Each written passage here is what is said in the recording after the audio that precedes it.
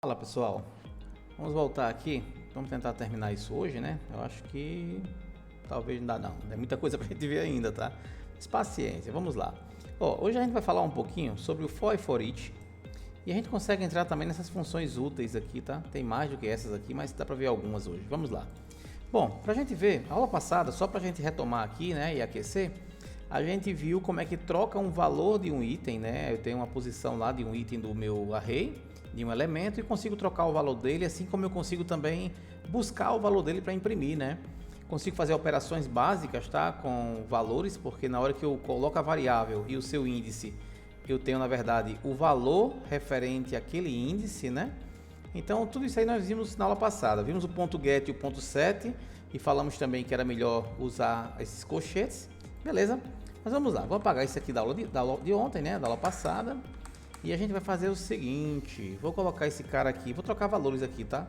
Vou colocar um 10 aqui, vou colocar um 200, um 30, um 555, beleza. Porque eu vou usar algumas funções aqui para a gente entender até a ordenação de arrays, tudo bem? Vamos lá, eu vou logo dar um print na tela, tá, turma? Que é tão simples esse conteúdo, depois a gente vai no loop, no for e no for each. Mas as funções úteis aqui do array, olha que interessante. Eu uso a variável que representa o meu array, e posso dizer o seguinte, ó, traga o primeiro elemento.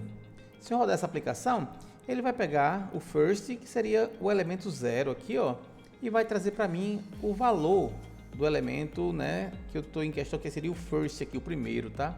Se eu quisesse pegar o último, bastava colocar isso, ó, last. Se eu rodar a aplicação, ele vai pegar o número 9, que é o último elemento do meu array. Então tem várias funções assim bem bacanas para a gente trabalhar com arrays, né? O que mais que eu coloquei aqui? Size, beleza, size é bem importante, tá? O size ele traz pra gente o tamanho do array, quantos elementos tem esse array. Isso aqui é muito útil, tá? Quando a gente quer saber se chegou no final, qual é a interação que eu vou fazer, o loop que eu vou fazer, se eu quero contar um a um, né? Ó, se não veio vazio o array, eu posso usar o size para ver se vier vazio, né? Tem 9 elementos, tá? Ó, 1, 2, 3, 4, 5, 6, 7, 8, 9 elementos. Beleza? Tem mais aqui? Last index. Esse aqui é bacana, vamos lá. Agora esse aqui é bem interessante, eu preciso de um pouco de atenção de vocês aqui, tá?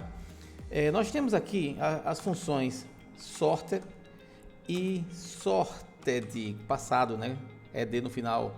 E tem também de ordem descendente, né? Decrescente. Beleza, vamos entender aqui a diferença desses caras. Primeiro, eu vou imprimir aqui ele com o sorted. Opa, a variável, né, números.sorted.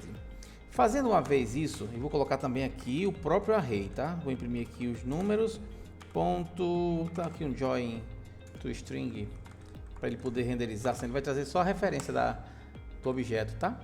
Beleza, ó. O que é que eu estou fazendo? Estou mandando ele ficar em ordem, tá? Tá em 10, 200, 30, ele vai colocar essa numeração aqui em ordem. Rodando a aplicação, percebam que ele mostra em ordem, nessa linha aqui, porque ele está dando um print na organizada. Olha como é que ele ficou aqui, quando eu mandei dar um sorted. Ele traz para a gente aqui, ó, na ordem crescente, que é o default, tá? E depois eu mando imprimir novamente o array e percebe que continua do mesmo jeito.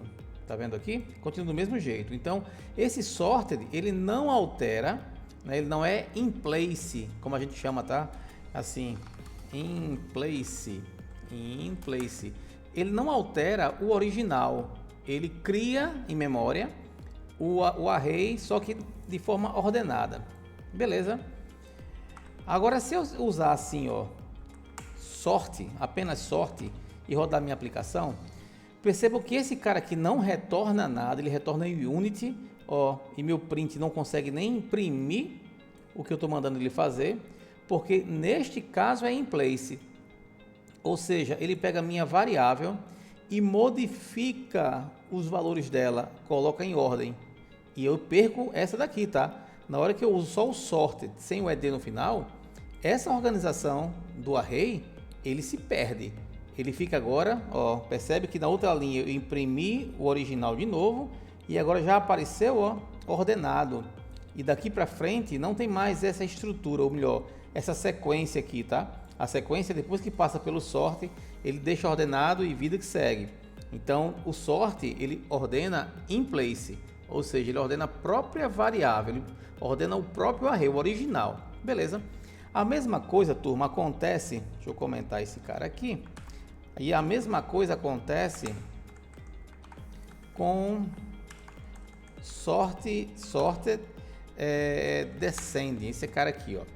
Quando eu faço sort descending, sort com ed no final aqui, ele vai mostrar, porque isso aqui retorna como se fosse uma cópia do array original, só que em forma decrescente. Quando eu mando imprimir aqui o original, vocês percebem que vai vir como original, não vai alterar nada, tá? Então nessa linha do print, onde eu estou usando sorted, ele colocou descendente, né, decrescente, ó, foi do maior para o menor. Só que depois que acontece isso com ele, se eu pegar o original novamente, vocês percebem que está exatamente quando começou a nossa aplicação, ó, na ordem que foi colocado o array lá. Porém, se eu usar sem o ed, sort descending, né, e der um play, vocês vão perceber que ele vai alterar também o próprio array original. Ó, ele não devolve nada, porque essas funções, tanto a sort como só a sort assim, como o sort descending, ele altera o original e não me devolve nada. Eu podia, inclusive, turma, fazer isso, ó, não está no print não, tá? Eu pego esse cara, mando ordenar de forma decrescente, e aí quando eu vou usar o array novamente, vocês percebam que ele já está em forma decrescente, né? Então não existe mais aquele array original meio que misturado, sem ordem alguma. Mesma coisa, só para fazer mais uma vez, para ficar na memória de vocês, ó. Mesma coisa se eu colocar na ordem crescente. Uma vez feito isso, ó, não estou mandando imprimir nada, tá? Quando eu mando imprimir o original, ele vai estar na ordem crescente. Então não esqueçam disso, tá?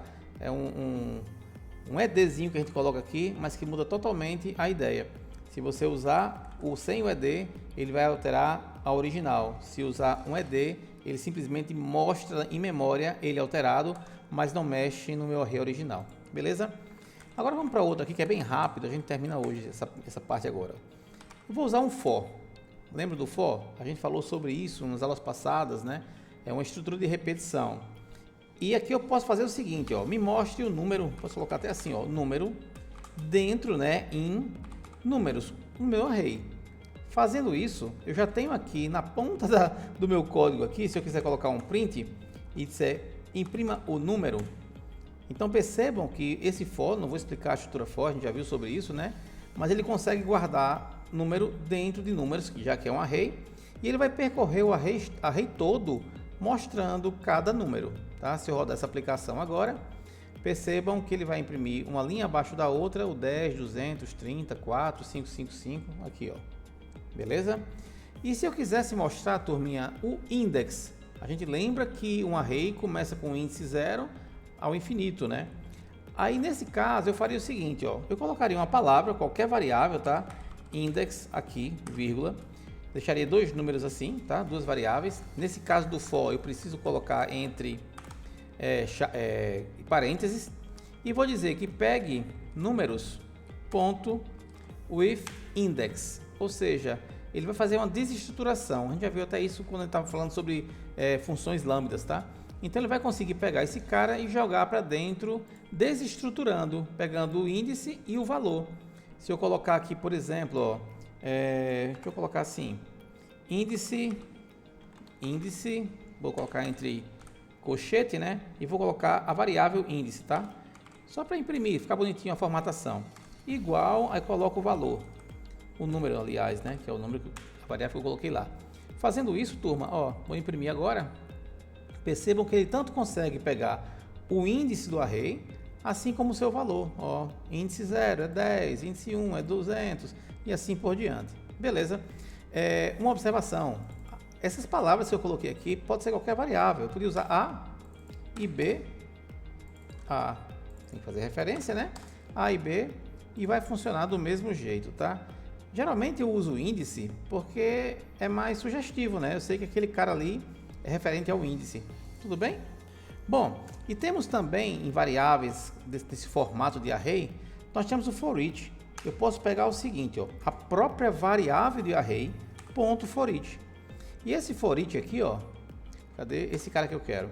Esse for each aqui, eu posso dizer o seguinte, pegue o número, né, função lambda, né, só voltar lá que vocês vão lembrar disso aqui.